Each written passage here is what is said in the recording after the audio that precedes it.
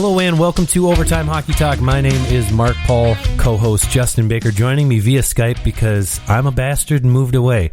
So, not really moved away, but like 45 minutes or so away is a trip to make. So, on a weekday, here we are via Skype to bring you the first ever annual Mid-season Futility Awards for the worst of the worst.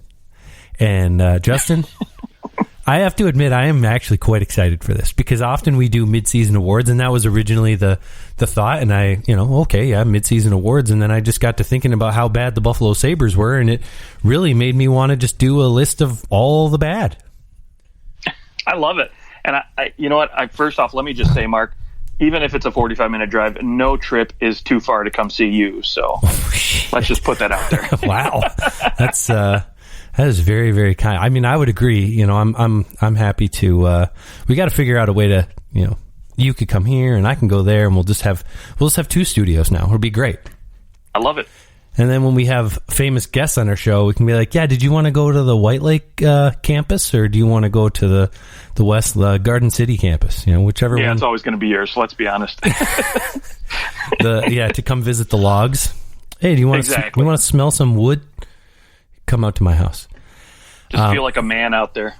Yeah, right. Yeah. Well, yeah, there's an obligatory 3 trees that you have to chop down in order to come out here. I moved to 5 acres, so that's why we're joking about being in the woods, because I went from having neighbors that were about 20 feet away, maybe 30 feet away in terms of how far apart our houses were, to actually, I'm sure it was less than 30 feet, to now I think there's at least 100 to 150, depending on the house, maybe more than that. Once all the leaves are in, I don't think I'll be able to see anybody.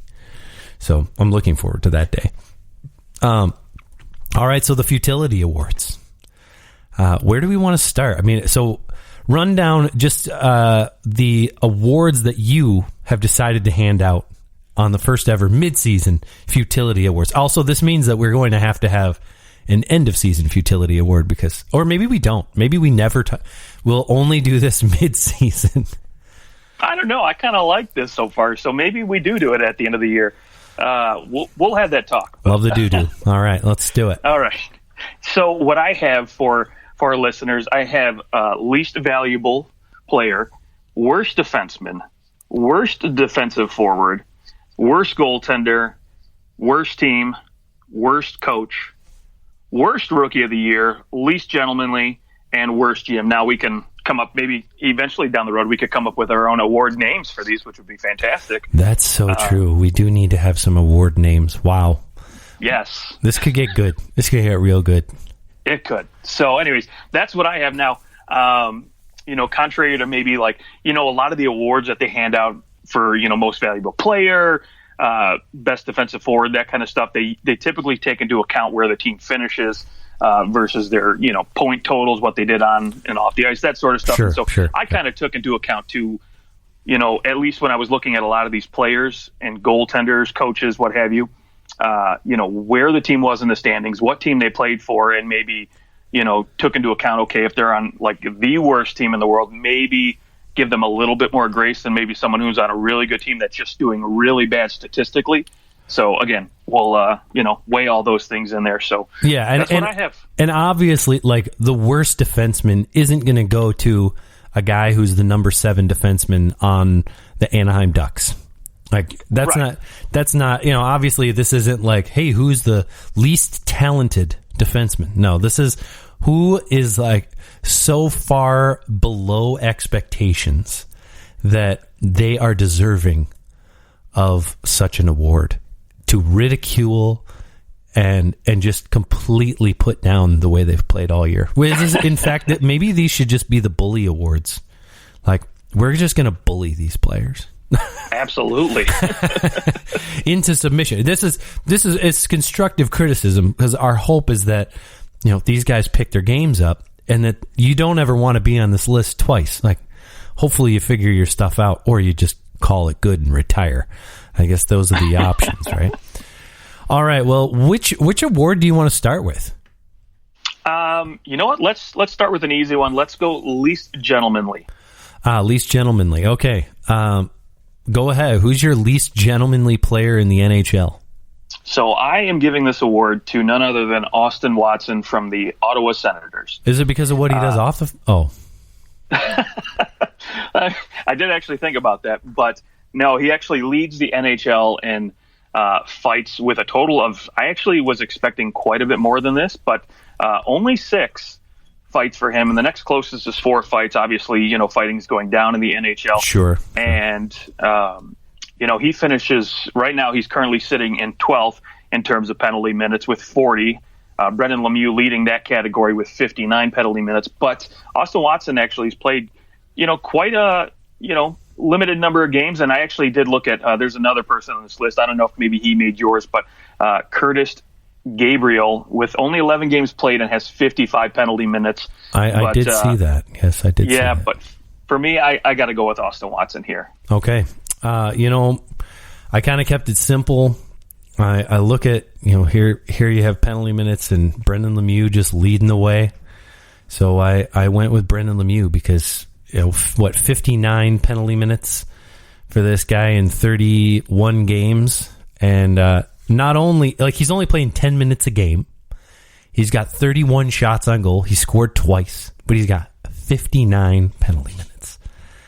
So to me, that is just you're in a place where not only is he grabbing these penalties, he's not Curtis Gabriel with his 5 minutes a game, but I mean Curtis Gabriel is what he is. But yes, Brendan Lemieux taken 17 penalties, which is also only second to Jordan Greenway on the Minnesota Wild, but at least Greenway is putting up some big points. He's got 21 points. He's doing some things, but it's Jordan Greenway. Or you could always go with sorry, I was just looking at the wrong list. Nikolai Nyjev. I don't even know how to say his name. He's on the Sharks, defenseman, but he has a -12 in terms of penalties drawn and penalties taken. So you could also point to him. He's drawn 3 penalties and he's taken 15. So not the most gentlemanly guy, but I understand you also have to put into account how many times a guy fights. Now, one interesting thing, no player has 2 game misconducts yet this season. There are 4 with a misconduct penalty. That's Max Domi, Brendan Lemieux, Zach Bogosian, and Trent Frederick, but no 2 game misconduct. So that if there was somebody with a bunch of game misconducts, then you could really point and go, well, that guy's a dick. But there's only been 13 game misconducts handed out thus far this year. So it shows you that maybe the players are overall more gentlemanly than they once were. Definitely more gentlemanly than the 70s, I will give you that. Easy. Okay. What do you think? Worst defenseman? Let's do it. Worst defenseman. I mean, I'll start here. I feel as though, as much as I don't like plus minus, Rasmus Dahlin sitting at a -33. He's 10 worse than the next guy and 13 worse than somebody not on his team. 16 worse than the next guy not on his team, Sam Bennett. -33. He only has 2 goals, 12 points. He's also, he's taken 7 penalties, so he's got 14 penalty minutes. He's just not doing it for me. And not only that, I mean, as far as his shot attempts, his Corsi, and all that, it's at about 49%, which isn't absolutely terrible. He's definitely not the worst on his team, but he is supposed to be. He's the number 1 defenseman on this team. He was the first overall pick. He is supposed to be the guy. And even on a bad team, you want a star player to be in a position to push the needle forward for your team. And he has just not been able to do that. He struggled at multiple times during the year. And I've heard it said, basically, if you want the Buffalo Sabres, you want to figure out their problem, he is the first place to start. You have to get him right before anyone else. He's the most important player outside of Jack Eichel. Like, we know who Jack Eichel is, but Rasmus Dahlin needs to be a stud for a long time, and he is really he's looking rather average, and that is just not going to cut it. Yeah, boy, that one's a hard one to argue with for sure. I mean, and I do feel bad for the kid. He's only 20 years old, and defense is, in my opinion, the second hardest position to really be good at, or at least in terms of takes time to develop into and be very good at, right? I mean, we looked at some of the greats. Obviously, you can come in and you can dominate offensively, but to get both ends of the ice working just so perfectly, it takes a while to do. Sure. And not everybody's going to be good at it. So. I don't disagree, but the first overall pick, I mean, you're just expecting more. Absolutely. Yeah, I can't disagree with you. I mean, so for me, I didn't choose Rasmus Dahlin as much as I actually wanted to, but I took Nikita Zaitsev from the Ottawa Senators. Not to keep picking on Ottawa, but man, I looked at when I looked at Corsi, the Fenwick against, all these even strength numbers against, and right up at the top there is Thomas Chabot, right, for pretty much both of these categories. In terms of, even strength shots plus blocks and misses against. But Nikita Zaitsev is right up there with him, although, again, Thomas Chabot will have that offensiveness to his game. Zaitsev is there to be the defensive stud, and you can see he gets 62% of his zone starts in the defensive zone, playing over 20 minutes a night. This guy just isn't putting up the points. I mean, obviously not supposed to be a dynamic offensive player, but the plus-minus isn't there. He's only managed to scrap together 12 points and negative 14 at this point. So, he's pretty terrible. Yeah. The PDO, again, for those who don't know, it's just basically the goals against plus save, or the save percentage plus, shot attempts, that sort of thing. And it's under 100, which you want to be at 100 to be a decent player. And it's not good. So.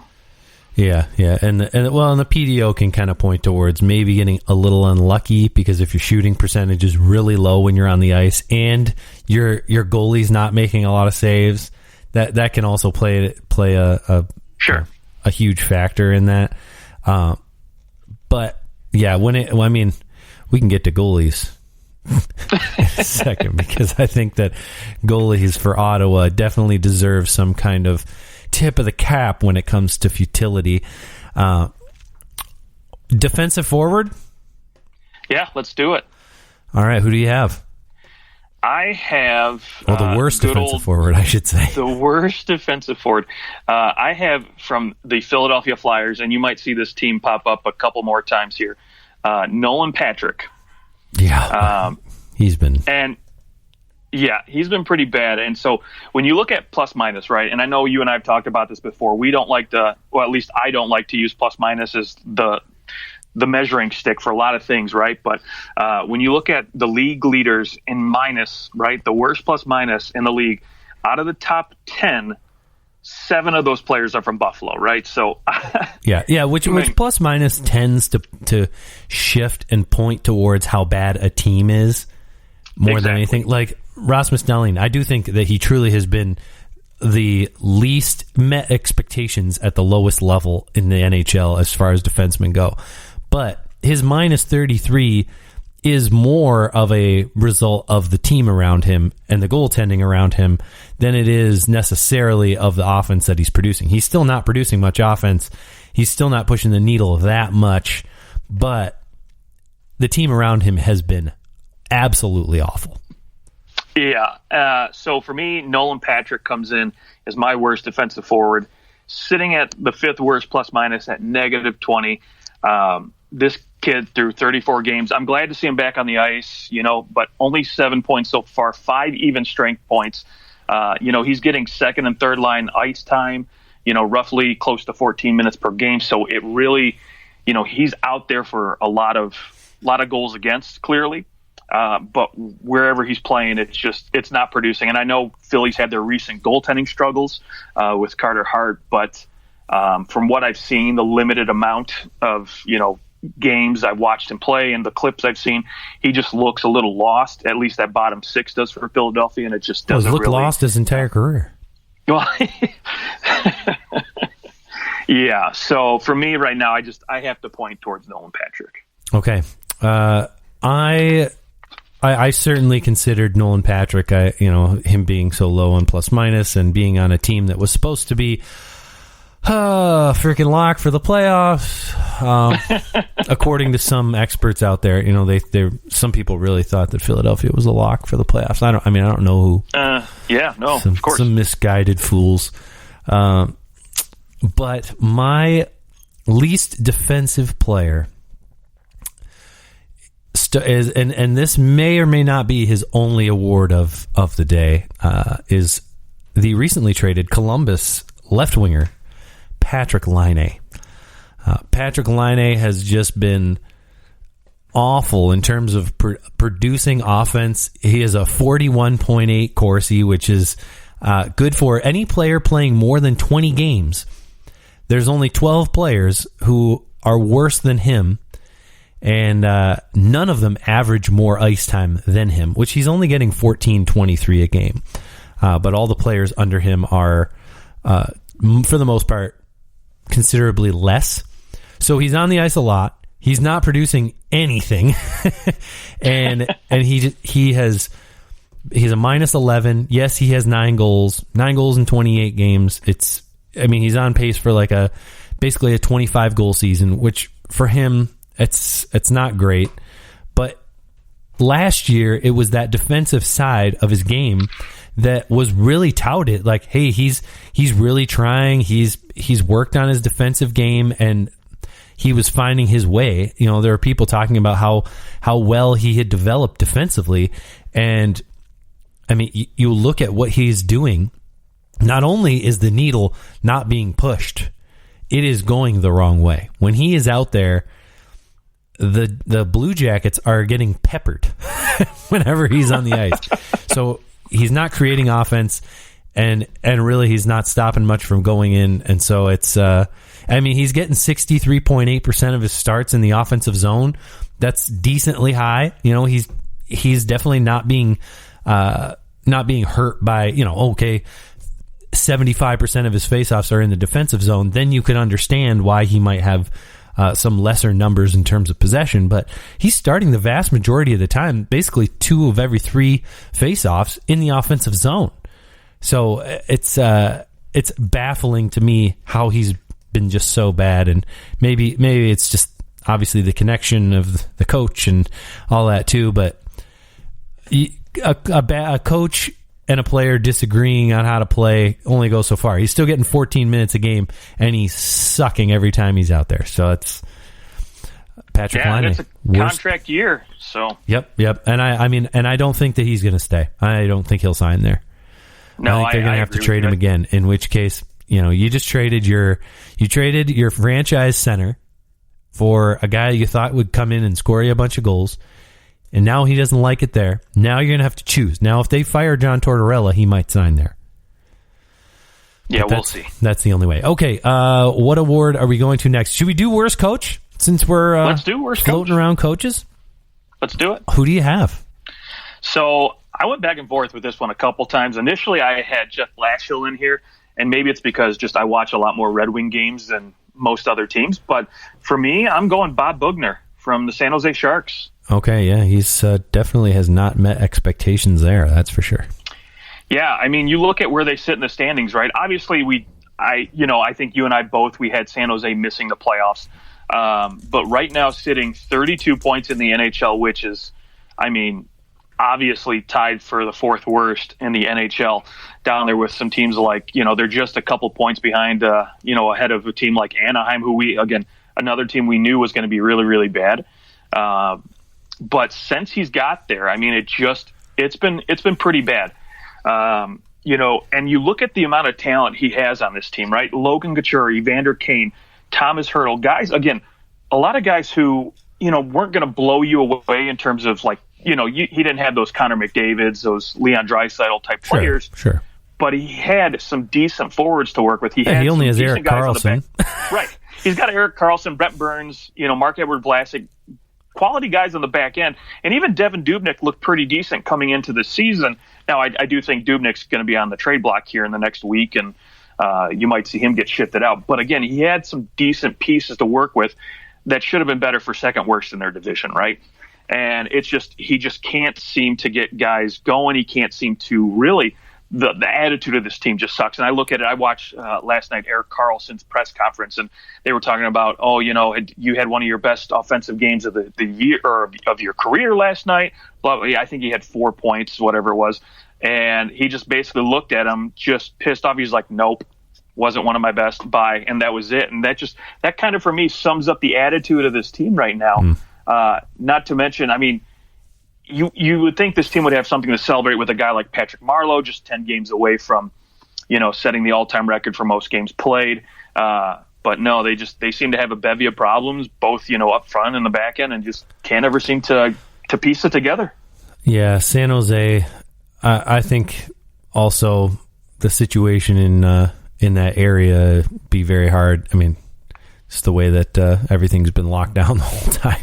Sure. That in LA, but LA is supposed to be bad. I know they had a good little start, but yeah, San Jose just, I mean, they're like on a whole nother level of bad, at least defensively. It's been surprising how bad, and that just, I think, probably tips towards the goaltending too. But all that money spent on defense, and they're one of the worst defensive teams in the league. It seems like, you talk about, hey, San Jose may not have those like absolute superstar franchise type of forwards. They're supposed to have a couple of defensemen that are franchise type defensemen. I mean, they have Norris Trophy winners on the back end. Right. But it seems like they aren't bought into Bob Boughner's system. And maybe that has a bit to do with COVID and not getting that whole entire training camp. And, he's a new coach. He came in last year, like halfway through the year, but it was a weird, I can't remember when he got brought in, when Todd McClellan was fired, but what did he have, a few months with the team before all the COVID stuff happened, and then they didn't play again for 37 games. Yeah, for a year, and then there are definitely things that you can look at and say, well, there was a lot stacked against them, but at the same time, there's a lot stacked against almost every team, especially those teams that didn't get to go inside of the bubble. Like when you look at the teams that didn't get into the bubble last year, and you look at how they're doing this year, there are like most of them are still bad. Like Detroit, they weren't in the bubble. Buffalo, New Jersey, they weren't in the bubble. Who else was? Anaheim wasn't in the bubble. San Jose, LA, Ottawa, Edmonton. No, they were in the bubble. Yeah, they were in the bubble. Yep. There's the teams that weren't in the bubble. I think you're seeing maybe the result of basically not playing hockey for a year. Very well, it could be. Yeah. But my worst coach, I think your Bob Boughner is a great choice. I went back and forth on this, but I think in terms of expectations, I think we all thought that Vancouver would be better. I think we all thought that they would be at least competing for a playoff spot in this division. You wanted to see Quinn Hughes and Brock Besser, and I know Pettersson's been hurt. I know all that. I know that injuries certainly play a factor, but they just signed Thatcher Demko to a fatty 5-year, $25 million deal, and my first reaction to that was, why? Why'd you give him that much? Yeah, I don't think he's been that good at Don't get me wrong. He's had a nice stretch, but he's been fine, but he hasn't been lights out by any means. I don't know. $5 million for him seems high, especially since the cap isn't going to go up for a while. I will say I think they feel in the next year or two he's going to be elite, and I think they're trying to pay him a little bit more now to save those last 3 ish years or whatever. So sure, but yeah, I'm going Travis Green. It's the way that the Vancouver, you look at Quinn Hughes.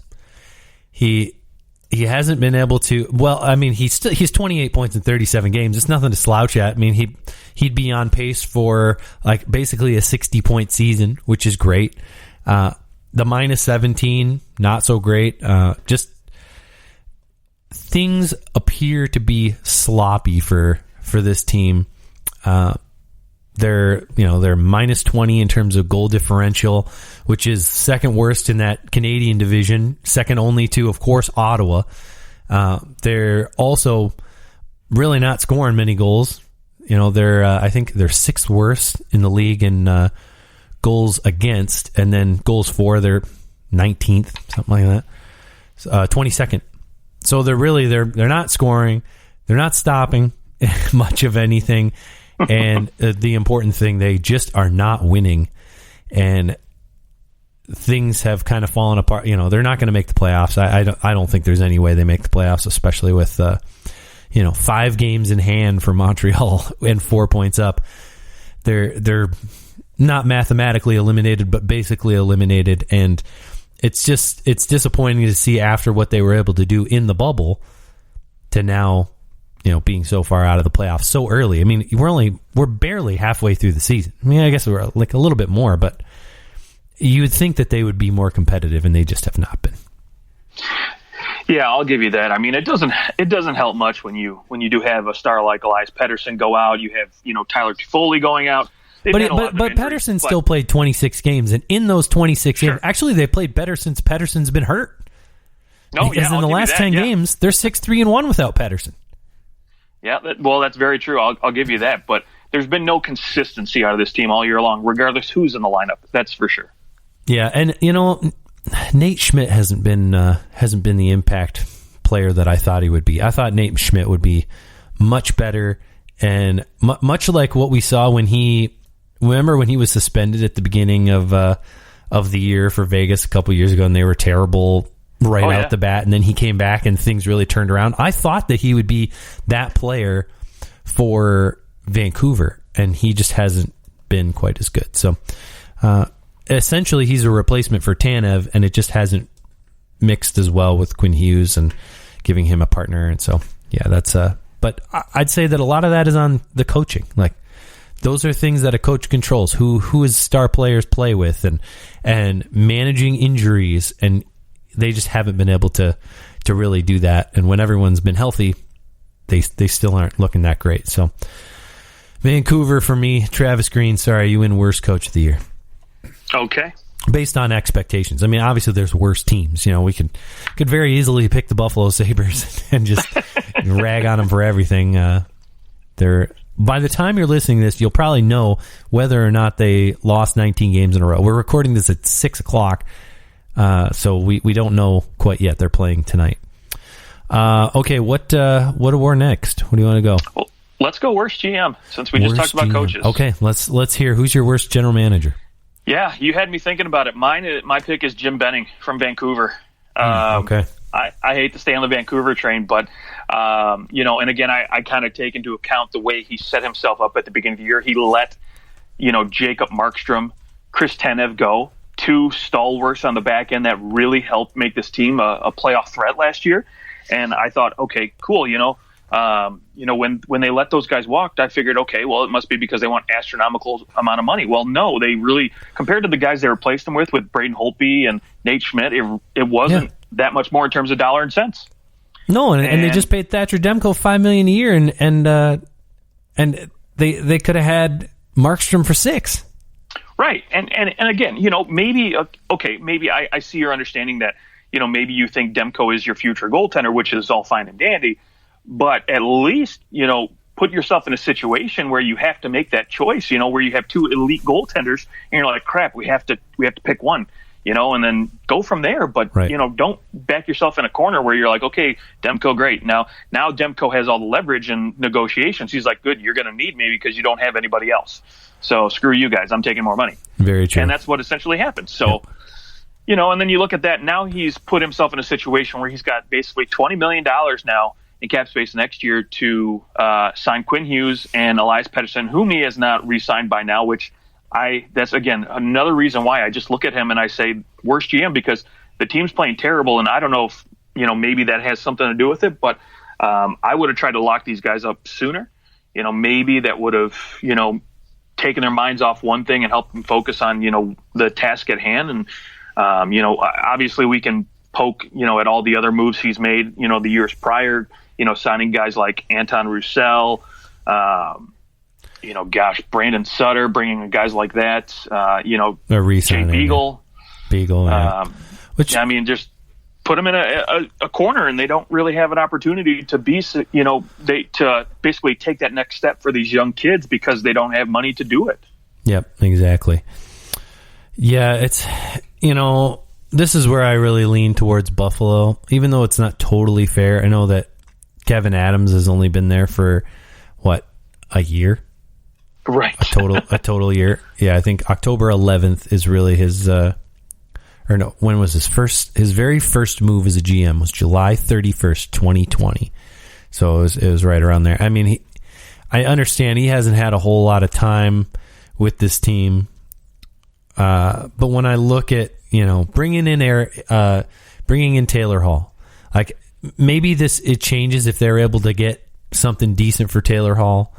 But the return for Eric Stahl, not all that great, a 3rd and 5th round pick. And I guess I have to point to him. He's on the worst team. He's the general manager of the worst team, but at least they tied the record.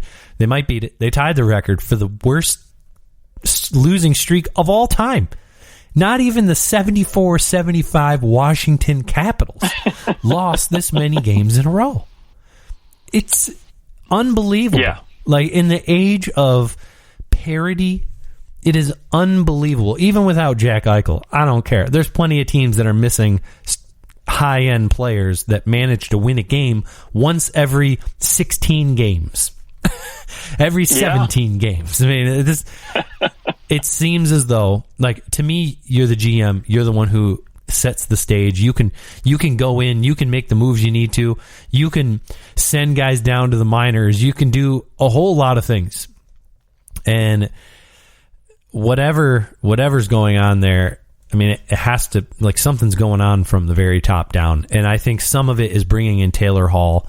I think it was just a strange overestimation of what they had there. And when I look at Taylor Hall, I look at a guy that, like, I wouldn't give up a 1st round pick to get Taylor Hall, to be honest, because I think that he comes to a team, and I mean, Arizona was worse with Taylor Hall. I just don't know. He needs to be in the right situation where he does not have to be even close to the best player on that team, because there's something strange about him right now, where he just seems to go places and the team struggles. And he's supposed to be a goal scorer and he can't score any goals. So I wouldn't touch him. I would just say, no. I mean, if it's I just wouldn't want him on my team. Not even for a 2nd rounder? No. I don't want him for a 2nd rounder. I don't want them. I don't want him on my team. Not even for a 5th round pick. I don't want Taylor Hall on my team. Okay. Hey, that's fair. And I mean, sometimes, when you're those teams at the top, you say, why mess with the chemistry, right? Yep. And that's it. So and I get it. Yeah, obviously there's some teams going to throw something at them and try to get them, but it just... Yeah, I'm still calling Boston, so... Okay. What award do we have next? Let's do worst rookie. Worst rookie. Is this easy? This is easy for me. That's probably the easiest one on the whole list. Yeah, I got it. Alexis Lafreniere. Yes. I mean... Yes, been terrible. Yeah, he's averaging 8 minutes of ice time. I'm sorry, he's a little bit more than 8 minutes, but on Sunday last week against Washington, he only got 8 minutes of ice time. Only 10 points so far through 35 games. Just has not looked, like he looks completely lost, out of place. And when you look at, the way that top 6 is rolling in New York, you would figure he could get into that and at least have a little bit better production. I mean, don't get me wrong, Capo Caco's not playing super great right now, but he still at least looks like he knows what he's doing out there. And to me, Alexis Lafreniere just looks lost, honestly. Yeah, and I think a lot, I feel bad for him because obviously COVID has something to do with this. In my opinion, you look at normally these guys would get these rookie camps, and you get a full training camp, and you really get to immerse yourself in the team culture. And my guess is it just has not happened for him. And I do feel bad for all the rookies, guys that were drafted last year, and they're coming in. It would be a difficult process. I mean, I know, you've got Kirill Kaprizov up at the top of rookie scoring. He's going to win Rookie of the Year. I don't think there's any doubt about that, but he's also 35 years old, so. Yeah, well, yeah, I will say that. And when you look at these rookies, right, the ones that are successful are the guys who have been, like, for example, Kaprizov has been playing over in Russia for the last few seasons, so they've had time to get acclimated with big teams, right? So a lot of these, the rookies right now that we're seeing that are being successful have been with their teams and in the system for a year or two at least, and he's just kind of thrown into the fire. Just figure it out. Let's go. No training camp. Let's do it. Right. And yeah, and it's not totally fair, but I do really, if I wasn't going to pick Kaprizov, I really like the way that Tim Stützle has come along, but this is the worst Alexis Lafreniere. Yeah, just call him Alex, but Alex. He has been. He is not Matt X, but like when you get drafted first overall, you're a forward, and this wasn't like a Heischer kind of year where it was like, okay, there's a lot of guys that maybe could be taken first overall, and there's no superstar franchise like this. He was touted to be the next Austin Matthews, like that level of player, and it's not too often that a guy is touted to be, all right, here's the next great player in the league. And he comes in and he sucks. It doesn't happen where that guy ends up being really good later on. I don't know what's going to happen, but if maybe going back to that worst GM, maybe the worst GM is on the New York Rangers, because the way that they have drafted very high, first overall pick, Jeff Gorton, first overall, second overall, they had opportunities to go other ways, and neither pick has been very good, but I'll give him the Artemi Panarin, so I can't totally hate on him, because that was a beauty. Yeah. Okay, what we have? MVP or LVP, least valuable player? LVP. What other? Worst goalie and worst team left. So your pick. Yes, worst goalie. Let's go worst goalie. Okay. Boy, my favorite category. Geez, for me, it's easy to bash on every goaltender in Ottawa right now. That's true. I'm going to say Carter Hart. Carter Hart, yes, I agree. He's my worst goaltender as well. He's been absolutely brutal. When you look at goals saved above expected, he is second to last at a negative 20.7, and the only goaltender worse than him is Matt Murray in Ottawa at a negative 20.9. I mean, and Matt Murray is on a team that wasn't supposed to be good anyways. Right. You look at the goaltenders around him. Thomas Greiss, again, terrible team. Ryan Miller, terrible team. Martin Jones, same story left and right. Again, Carter Hart's on a decent team, a Philadelphia team that, again, I expected to probably make a push for the playoffs and be, a contender here, at least to get in the dance. But they're actually, now I hear, TSN, I love watching their little trade bait videos, but they're basically talking now that they're going to go shopping for a goaltender because they're thinking about actually giving Carter Hart time away from the team to regather himself. His goals against is above 4. Above 4. That's like an average goalie in 1981. Yeah, what the frick? An .869 save percentage. I don't think I've ever seen anything that bad in my entire life. And this is a guy who last year looked good, looked comfortable, looked like he was ready to steal the show. He looked great in the playoffs. He looked great in the playoffs. I don't know what's happening, and I mean, it wouldn't shock me if we come out here. He's had some injury issues or something, but I doubt it. I mean, honestly, I just think this is just a mental thing because this position is so hard to play at such a young age. For a guy that's barely into his 20s, to try to figure it out like this. I mean, I wouldn't be surprised if it's just a mental thing for sure. Okay. Carter Hart is our consensus worst goalie of the year. And I don't think it's going to get any better. I hope it does for him. You don't ever want a guy to have to stay the worst goalie of the year. Maybe it'll get better, and we'll give the end of the year to Matt Murray. Who knows?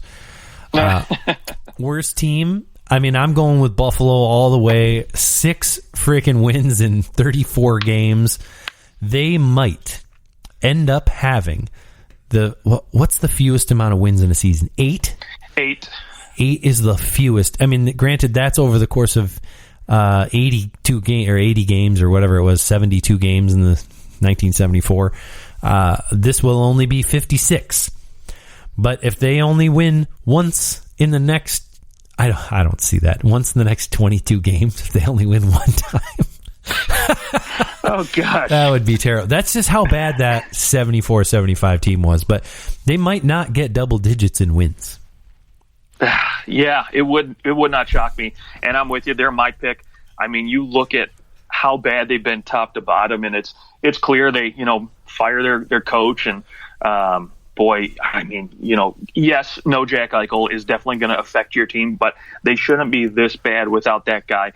They are averaging less than barely more than 2 goals a game. 71 goals in 34 games. Yeah, you have a guy who, last year, Rasmus Dahlin, a potential Rookie of the Year candidate, a guy who, is supposed to be a next, superstar defenseman. You have Taylor Hall, a former Hart Trophy winner, Eric Stahl, a former 40-goal scorer. You have all these guys. Ristolainen's not that bad. Yeah. Right. Yeah. He's actually not playing. He wasn't playing. Sam that Reinhart bad had a good year last year. Yeah. So you had pieces to say, okay, cool, this team can be okay, right? Maybe not great, maybe not good, but they can be okay. And they are absolutely terrible. Yeah. They made me look like a fool. They really did. I picked them to make the playoffs, and here we are. I'm going to rub that one in your face. One of the worst teams ever. They might be. There's a possibility that they might be the worst team since the Atlanta Thrashers in 99-2000. I believe the Atlanta Thrashers had 14 wins over 82 games and 28 points. That's before overtime lost points. So right.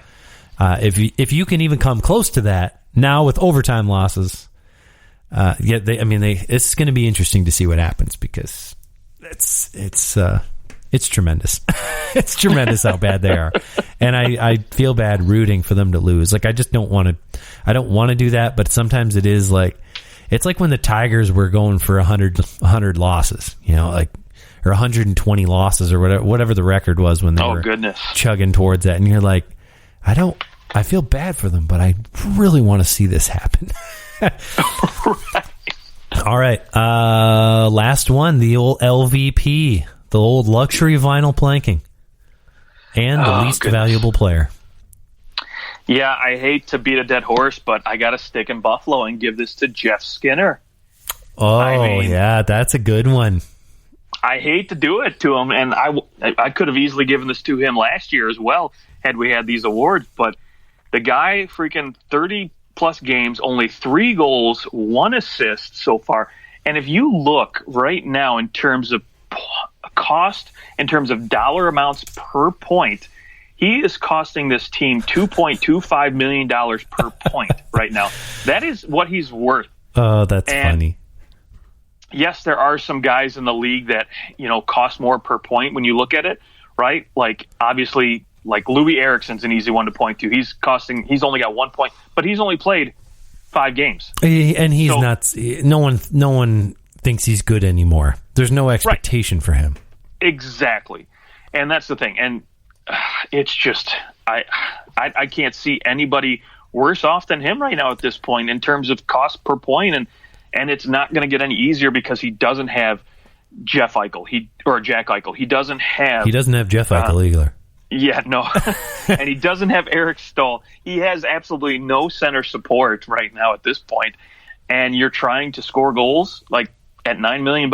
Sorry, see ya. You're donezo, buddy. It's not looking pretty. I mean, there's no easy way to say it. And he's taken 63 shots. So he's scoring a goal once every 20 shots. That's pretty terrible. Even for, his career average, it's just I almost feel bad for him, to be quite honest. Almost. But in another sense, I don't, because you're making $9 million. So figure it out. Yeah. In terms of dollars and what's expected of you, it's pretty bad. Yes, Jeff Skinner, absolutely. He's on such a bad team that it almost, like, if he was a little better, it still would be horrible in Buffalo. I am giving the only award of the night to another player who already received one. My worst defensive forward is also my least valuable player, and that is Patrick Laine on the Columbus Blue Jackets. Wow, I love it. Yes, I mean, I think the Columbus Blue Jackets, they have a legitimate chance at making the playoffs. And they, I think, would be in a playoff spot if Patrick Laine was scoring the way that we know he can, if he was on a 40-goal pace and he was producing offense, playing a good defensive game, I think that makes up a few points at least for this team, and I think that they're in a better position and maybe sitting in a playoff spot instead of Nashville. So I really think Patrick Laine, he's the ticket for this team. Now, I will say, Patrick Laine, you can have a little drop down, like a little arrow that goes down and then to the right underneath him, and throw Max Domi into that too, because Max Domi has not been good, and he needs to be better for this Blue Jackets team, because you dish out Dubois and Max Domi's your guy. Like, it's Laine and Dubois, and neither of them are really putting up anything of significance. So that team, I'd say, is they're one of them where you go, they haven't really had horrible injuries, and yet here they are. They're out of pretty far out of a playoff spot. Yeah, and the crazy thing for Columbus, right, we talk about it, top 4 in each division. They're 3 points behind a Nashville team and Chicago team for that 4th spot. But as bad as they've looked, a guy like, exactly, Patrick Laine hasn't looked great. Max Domi hasn't looked great. At some point, if you're Columbus, do you start selling pieces? Because I'm afraid they're going to go through another year where they did the same thing with, Panarin and Duchesne, and they just didn't sell off their free agents. Right, and then they got David Savard that they could deal, yeah. Right. Do they think they're going to make the playoffs and keep David Savard around and keep a guy like Riley Nash or even Nick Foligno, who I keep hearing rumors to go to the New York Islanders, right? He would be a perfect fit in Barry Trotz's system. But, with losing Anders Lee for sure. Yeah, I mean, right. It would be tough to, he's been their captain for a long time. And I believe he came over in the Rick Nash deal, didn't he? He did, yeah. Yeah. I believe so. He's been there for a long time. There's your connection to Rick Nash still. Yeah, I wonder what this team will do. Part of me says, John Tortorella has kind of outlived his usefulness here, and it's time to find somebody who can shape some of these younger guys and use their offensive talents. Otherwise, you're wasting away Seth Jones. He's got 1 year after this, and he's a UFA.